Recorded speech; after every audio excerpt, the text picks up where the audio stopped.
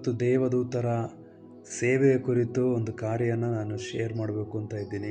Hebrews 1ನೇ ಅಧ್ಯಾಯ 14ನೇ ವಾಕ್ಯವನ್ನು ನಾನು ಓದ್ತೀನಿ, ದಯವಿಟ್ಟು ಗಮನಿಸಿ. ದೂತರೆಲ್ಲರೂ ಕೇವಲ ಸೇವೆ ಮಾಡುವ ಆತ್ಮಗಳಲ್ಲವೇ? ದೂತರೆಲ್ಲರೂ ಕೇವಲ ಸೇವೆ ಮಾಡುವ ಆತ್ಮಗಳಲ್ಲವೇ? ಜೀವೋದ್ಧಾರವನ್ನು ಬಾಧ್ಯವಾಗಿ ಹೊಂದಿಕೊಂಡಿರುವ ನನಗೂ ನಿಮಗೂ ಸೇವೆ ಮಾಡಲು ದೇವರು ಕಳಿಸಿರುವಂತಹ, ನೇಮಿಸಿರುವಂತಹ ಆತ್ಮಗಳಾಗಿದ್ದಾರೆ ದೇವರ ದೂತರು.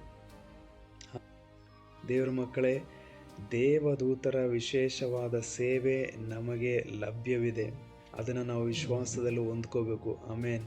ಒಂದು ಕಾರ್ಯ ನಮಗೆ ಚೆನ್ನಾಗಿ ಗೊತ್ತಿರಬೇಕು. ಅದೇನು ಅಂತ ಹೇಳಿದ್ರೆ, ದೇವದೂತರ ಸೇವೆಯನ್ನು ಹೊಂದಿಕೊಳ್ಳಲು ನಾವು ಯೋಗ್ಯರಾಗಿದ್ದೇವೆ.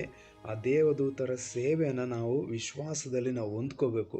ದೇವದೂತರ ಸೇವೆಯನ್ನು ನಾವು ಹೊಂದಿಕೊಳ್ಳದೆ ಇದ್ದರೆ ಅನೇಕ ರೀತಿಯ ತೊಂದರೆಗಳಿಗೆ, ತಾಪತ್ರೆಗಳಿಗೆ, ನಷ್ಟಗಳಿಗೆ, ಆಪತ್ತುಗಳಿಗೆ, ವಿಪತ್ತುಗಳಿಗೆ, ಅಪಘಾತಗಳಿಗೆ ನಾವು ಒಳಗಾಗಬೇಕಾಯ್ತದೆ.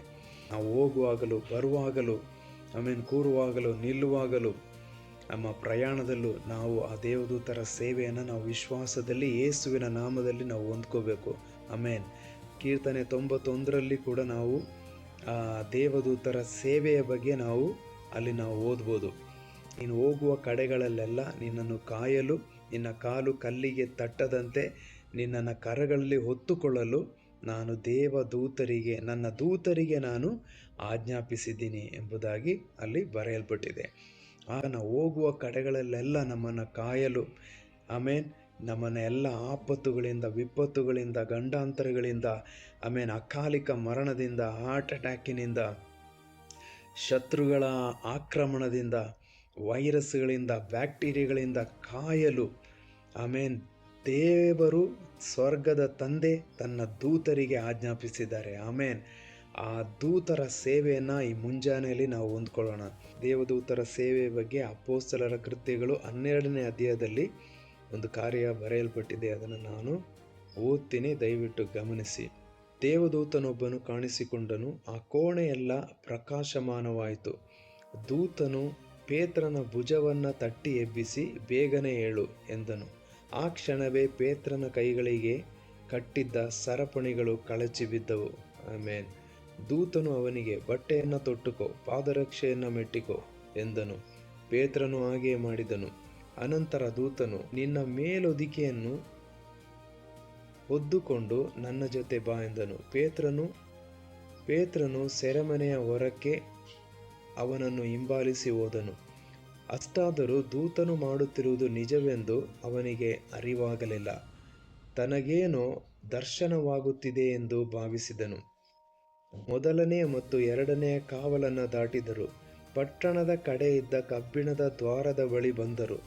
ಆ ದ್ವಾರ ತನ್ನಷ್ಟಕ್ಕೆ ತೆರೆಯಿತು. ಅವರು ಹೊರ ನಡೆದರು. ಬೀದಿಯೊಂದರಲ್ಲಿ ಹಾದು ಹೋಗುತ್ತಿರಲು ಒಮ್ಮೆಲೆ ದೂತನು ಪೇತ್ರನನ್ನು ಬಿಟ್ಟು ಅದೃಶ್ಯನಾದನು. ನಡೆದ ಸಂಗತಿ ಏನೆಂದು ಪೇತ್ರನಿಗೆ ಅರಿವಾದಾಗ ಆತನು, ನಡೆದುದೆಲ್ಲ ಸಾಕ್ಷಾತ್ ಸತ್ಯವೆಂದು ಈಗ ನನಗೆ ತಿಳಿಯಿತು. ಪ್ರಭು ತನ್ನ ದೂತನನ್ನು ಕಳುಹಿಸಿ ಹೇರೋದನ ಕೈಯಿಂದಲೂ ಯೆಹೂದ್ಯರು ಮಾಡಬೇಕೆಂದಿದ್ದ ಕೇಡಿನಿಂದಲೂ ನನ್ನನ್ನು ಪಾರು ಮಾಡಿದ್ದಾನೆ ಎಂದುಕೊಂಡನು. ಹೇರೋದನಿಂದ, ಯೆಹೂದ್ಯರು ಮಾಡಬೇಕೆಂದಿದ್ದ ಕೇಡಿನಿಂದ ರಕ್ಷಿಸಿದಂತಹ ಅದೇ ದೇವದೂತರು ನಮ್ಮೊಂದಿಗಿದ್ದಾರೆ. ಪುನಃ ಹೇಳ್ತೀನಿ ಕೇಳಿ. ಪೇತ್ರನ ಕೈಗಳಲ್ಲಿದ್ದ ಸರಪಣಿಯನ್ನು ಕಳಚಿ ಬೀಳುವಂತೆ ಮಾಡಿದ, ಪಟ್ಟಣದ ಕಬ್ಬಿಣದ ದ್ವಾರಗಳನ್ನು ತಾನಾಗೆ ತೆರೆಯುವಂತೆ ಮಾಡಿ, ಹೇರೋದನ ಕೈಯಿಂದ ಹಾಗೂ ಯೆಹೂದ್ಯರು ಮಾಡಬೇಕೆಂದಿದ್ದ ಕೇಡಿನಿಂದ ಪಾರು ಮಾಡಿದ ಅದೇ ದೇವದೂತರು ನಮ್ಮೊಂದಿಗಿದ್ದಾರೆ. ದೃಶ್ಯವಾದ ಸೆರೆಮನೆಯಿಂದಲೂ ಅದೃಶ್ಯವಾದ ಸೆರೆಮನೆಯಿಂದಲೂ ನಮ್ಮನ್ನು ಹೊರತರಲು ನಮ್ಮೊಂದಿಗೆ ದೇವದೂತರಿದ್ದಾರೆ. ಆ ದೇವದೂತರ ಸೇವೆಗಾಗಿ ತಂದೆ, ಮಗ, ಪವಿತ್ರಾತ್ಮರಿಗೆ ನಾವು ಕೃತಜ್ಞತೆಯನ್ನು ಸಲ್ಲಿಸೋಣ. ನೀವು ನಮ್ಮ ಮೇಲಿಟ್ಟಿರುವ ವಿಶೇಷವಾದ ಪ್ರೀತಿಗಾಗಿ ಹಾಗೂ ದೇವದೂತರ ಸೇವೆಗಾಗಿ ಆಮೇನ್. ತಂದೆ, ಮಗ, ಪವಿತ್ರ ಆತ್ಮರೇ, ನಾವು ನಿಮಗೆ ಕೃತಜ್ಞತೆಯನ್ನು ಸಲ್ಲಿಸ್ತಾ ಇದ್ದೇವೆ. ನಮ್ಮನ್ನು ಆಪತ್ತುಗಳಿಂದ, ವಿಪತ್ತುಗಳಿಂದ, ಅಕಾಲಿಕ ಮರಣದಿಂದ, ಅಪಘಾತಗಳಿಂದ, ಕೇಡಿನಿಂದ, ಕೆಡುಕರಿಂದ, ನಷ್ಟಗಳಿಂದ ನಮ್ಮನ್ನು ರಕ್ಷಿಸಲು ನೀವು ನೇಮಿಸಿರುವ ಆ ದೇವದೂತರ ಸೇವೆಯನ್ನು ಸಂಪೂರ್ಣವಾಗಿ ನಾವು ರಿಸೀವ್ ಮಾಡ್ಕೊಳ್ತಾ ಇದ್ದೀವಿ. ಆಮೇಲೆ ಜಸ್ಟ್ ಬಾಯಿಗಳನ್ನ ತೆರೆದು ಆಮೇಲೆ ದೇವದೂತರ ಸೇವೆಯನ್ನು ಈಗ ಹೊಂದ್ಕೊಳ್ಳಿ. ಪಾಪಿಗಳ ಸೊತ್ತನ್ನು ನೀತಿವಂತರಾದ ನನಗೂ ನಿಮಗೂ ತಂದು ಕೊಡುವಂಥ ದೇವದೂತರು ನಮ್ಮೊಂದಿಗಿದ್ದಾರೆ.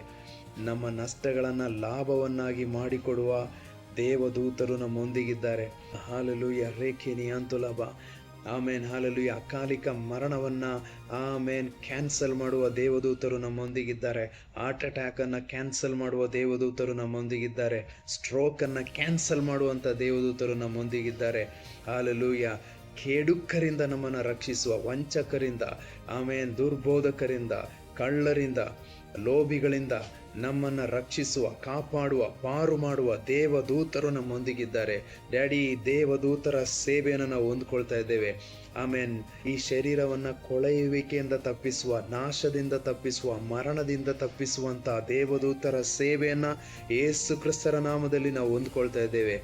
ಯೇಸು ಕ್ರಿಸ್ತರ ನಾಮದಲ್ಲಿ ತಂದೆ ದೇವರಿಗೆ ಕೃತಜ್ಞತೆಯನ್ನು ಸಲ್ಲಿಸ್ತಾ ಇರಿ. ದೇವದೂತರ ಸೇವೆಯನ್ನು ನಿರಂತರವಾಗಿ ಅನುಭವಿಸಲು ತಂದೆ ದೇವರು ಇನ್ನೂ ಅಧಿಕವಾದ ಕೃಪೆಯನ್ನು ನನ್ನ ಮೇಲೆ ಹಾಗೂ ನಿಮ್ಮ ಮೇಲೆ ಅಪಾರವಾಗಿ ಸುರಿಸಲಿ ಅಂತ ನಾನು ಪ್ರಾರ್ಥಿಸ್ತಾ ಇದ್ದೀನಿ. ಆಮೇನ್.